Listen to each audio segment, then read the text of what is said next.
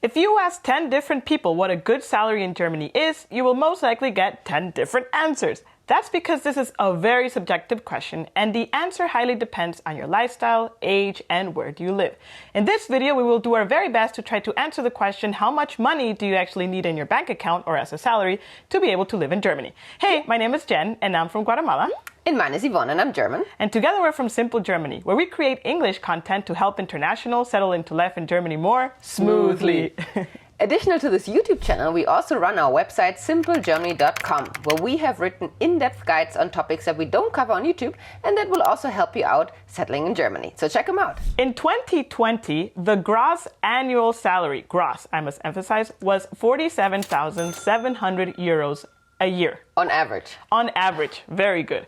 Which roughly estimates to 3,975 euros a month. Still gross. Still on average. Yes. To put that in perspective, because an average, it doesn't really say that much. But 1/3 of people working in Germany earn above that average and 2/3 earn below that average. A very important concept that you need to learn from the get-go is gross annual salary. So gross refers to the amount of money that you will earn before any social contributions are taken away or taxes from your salary. Right. Can you explain that a little bit more? Yeah, of course. I mean, it is very individual, but just as a rough example, from your gross salary, so whatever you negotiate and that's on your contract and on your paycheck, you will have deducted your wage tax or your income tax, as well as 4 different social contributions, and that is your health insurance, that is care insurance, that is pension insurance and unemployment insurance. That money will never see your bank account, and it is depending on how much you earn, but round about 40% that you can deduct. Yes, and that is very important to highlight that you will never see this money. Actually, when you get your first payslip, you would see the amount that you got gross for the month, minus a lot of these subtractions, and then at the very bottom, you will see actually how much net you will receive. We have a whole video explaining the payslip and how the contributions work, which you can check out up there. In order to get your own idea of how much you have left from your gross salary once you have a salary or get an offer, you can actually use this calculator that we linked below in the description from Arbeit Now. It is in English and it calculates gross to net salary depending on your individual circumstance. The number we have mentioned is an average for all of Germany, which is a little bit unfair because there are very expensive cities and very inexpensive cities, one might say. So your salary really depends on a lot of different factors. Some of the most important ones are actually location, work experience or years of experience, education, size of the company, and unfortunately also gender. That is true, yes. So to give you an even better understanding, let's compare some of the most favorite cities for internationals in Germany and go by average salary based on location in Germany. These numbers are from the website gehaltsvergleich.com and we start with Munich. So in Munich, the average gross salary is 46,752 euros per year. In Düsseldorf, it's 45,468 euros per year. In Stuttgart, it is 47,580 euros per year. In Hamburg, 41,976 euros per year. In Frankfurt, 47,856 euros. And Berlin, it's actually 37,800 euros per year gross again, right? So that's based on location, based on a full-time 40-hour work week. Now, based on these numbers, you see certain nuances. Munich is notoriously known for being the most expensive city to live in Germany. However, it does not pay the highest salary on average, right?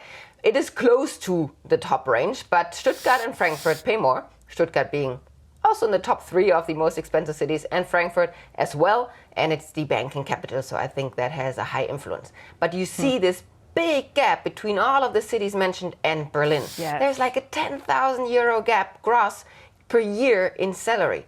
And that is because Berlin per se, in terms of supermarkets, food, dining out, it is not very expensive. However, rent in Berlin has skyrocketed in recent years.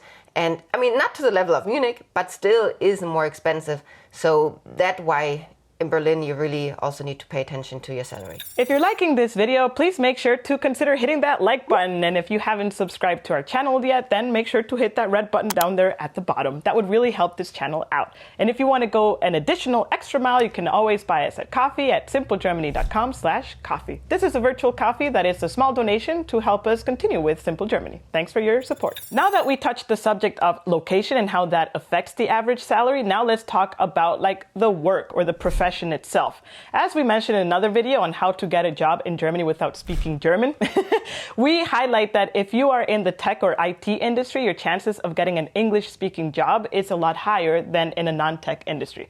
That's why for this specific portion of the video, we will talk about tech-related jobs. Or at least digital departments, right? It doesn't have to be a tech company per se, but True. the digital department in a company. That is a very good point. So we will mention 3 of the most popular, let's say, digital job titles. Yeah. Let's start with the project manager. Depending on your experience, for a project manager, you could earn on average between 52,000 and 67,000 euros gross a year.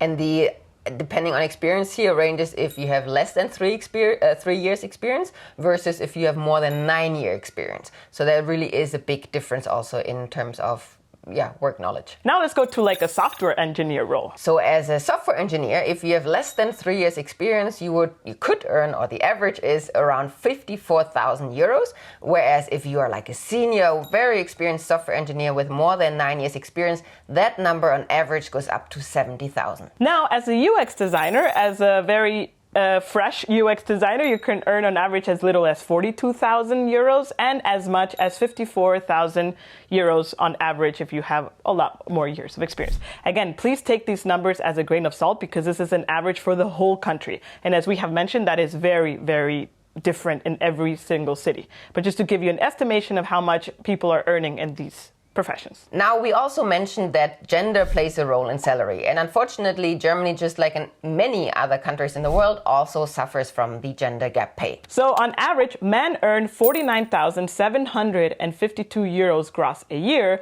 versus women 42,936 euros a year. I think that difference is quite high. That is quite high, especially because these numbers are based on same professions, right? Similar professions and not just taken out of the blue. Yes, so not all hope is lost. There are a lot of initiatives in Germany and within Europe to reduce the gender pay gap. And one of these initiatives is a company called 50 in Tech. And 50 in Tech, the name comes because they want 50% of the workforce to be women and to be paid equally as men. 50 in Tech also has a job board. And in that job board, they promote jobs from companies that have committed to 50 in Tech that they're open to more diversity and to have equal pay between genders. So that is pretty cool. If you're looking for a job that also, from companies that thrive with these values, make sure to check 50 in Tech out. Now, we also mentioned that the size of the company matters in terms of salary, and that is usually a fact. I mean, there are always exceptions to the rules, right? And technically what that means is that the bigger the company, meaning like the more employees and the more like corporate style it is, the higher your salary may be, versus the smaller the company is, the more like, let's say, startup-y, trendy, and less bureaucratic in that sense, the lower the salary is. Again, there are exceptions, but just keep that in mind as well. Yes, also the bigger the company, sometimes the bigger the benefits you might get. Yeah. For example, I worked in a very big telecommunications company, and there the benefits were really good. Yeah, like you got Christmas money, like a bonus, or like a summer bonus. So it was really, really good. And other perks as well that we're not going to go into in this video, right?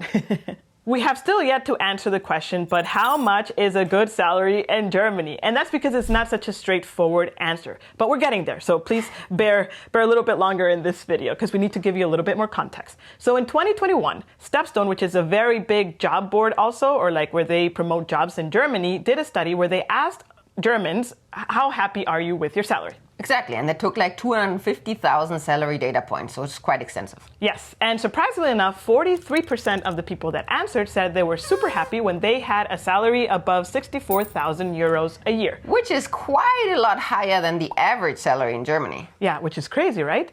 And 41% answered that they were not happy when they received a salary equal to or lower than 49,000 euros Which is still above the average salary in Germany. So this can lead to a conclusion that if you, let's say, earn 50 and above thousand euros gross in Germany, you could be on the stepping stone way to becoming happy, or being happy. Or being happy with your salary. Again, how much money you need to live happily and comfortably in a country really depends on you and what kind of lifestyle you want. Exactly, yes. When I first moved to Germany, I earned way below average. My first job in Germany, and mind you, I was already like mid-20s with 4 years of work experience abroad, was way below average as well. Yes, however, I remember that time I was very happy with my salary because for me, money is not everything. And for me, one of the biggest reasons why I moved to Germany was to increase my quality of life. So even though I had less money, let's call it, sorry, we're in Germany, less money, I had a lot other perks that, for example, in Guatemala, I didn't have. We have a whole video of like 10 things I love about living in Germany, which you can check out there to know a little bit more of what I'm talking about.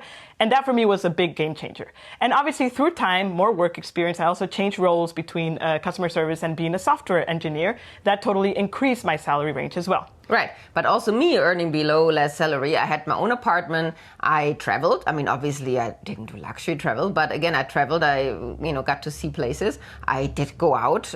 Again, I didn't go out every week and dining, but I had my beers by the Rhine. So it depends on your lifestyle, but more importantly, also depends whether you're moving alone or with family, right? If you have a partner to support, children to support, that of course you should take into consideration and maybe then obviously strive for a salary above average. Yes, I 100% agree. And also that also leads to the question, how about purchasing power? Because like we mentioned, money is not everything in a country. You kind of need to know how much can you buy with that money. We have a very kind of geeky explanation in our guide, which we're not going to go to in this video because that would be way too much for this video, which you can check in simplegermany.com. We will link it in the description below.